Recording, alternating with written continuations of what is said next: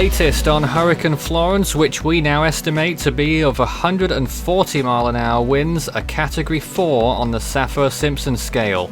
A pressure of 943 millibars has been recorded by reconnaissance planes, and they're still in the storm right now, and they may get something lower than that. The storm is currently located at 25.3 north, 60.6 degrees west. It's a stage 5 now on the CDPS scale. Devastation is likely if the storm was over land right now, but is expected to intensify even more over the next few days, as we all know. Currently 543 miles from Bermuda, 1123 from Cape Hatteras, 1208 from Wilmington. So those miles continuing to tick down little by little with every update.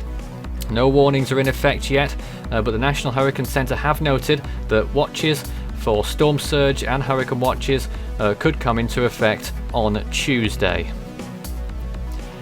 So let's take a look at what the latest GFS model is suggesting for this storm over the next few days, continuing to push towards the west-northwest.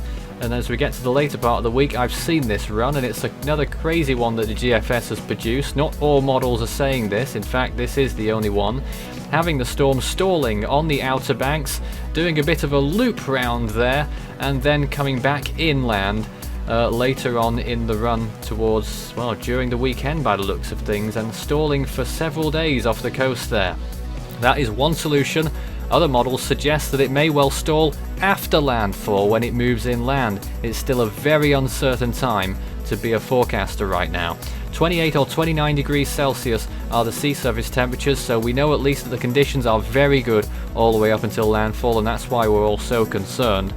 And this is the forecast on the wind graphics now. Entering the middle part of the week, you can see the storm veering towards land. Tropical storm conditions will probably be felt somewhere on the Outer Banks or somewhere else in North Carolina on Wednesday evening.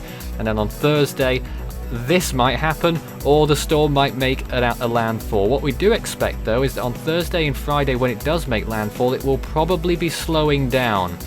So it may well stall before or after landfall, we just don't know yet, but we do know that serious impacts are going to be felt all along the coastline. That is pretty much a certainty. 93% chance of tropical storm force winds in Wilmington right now. That's pretty much as certain as you can get in these forecast graphics. So it is a serious concern for that particular area, Wilmington, Morehead City, down to Myrtle Beach. This is what the models are saying right now, but I have to stress they are quite behind because they are playing catch-up with the massive intensification that Florence has actually been doing today. So the forecast track from these models may not be completely consistent either, because it still has yet to factor in Florence's intensity. But you can see they're still splitting quite a bit, but it's looking like maybe further north in North Carolina might be the place that gets hit, but we really still don't know.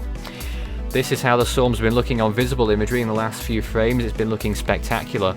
Not quite as good on the infrared. It still looks pretty good and well defined, but the cloud tops are just not completely there, although at 25 degrees north, that sort of thing I guess is to be more expected than if the storm was further south in the tropics. Usually you get stronger cloud tops down there than you do at a higher latitude.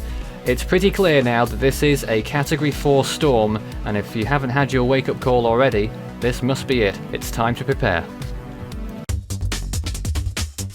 You can follow Force 13's outlets, the website force13.com with the latest. You can also find our YouTube page. You're probably there already, but if not, subscribe if you haven't so far. You can also find our Facebook page, Force 13 all in text, and it's at Force 13 on Twitter if you'd like to get in touch with us on there. You can also help the project become even better by enjoying the benefits of patronage. You can find out more information about how to become a patron and what those benefits are at patreon.com/Force13. We are also continuing into our third day of coverage on Force 13's live feed. You can find it at youtube.com/Force13/live.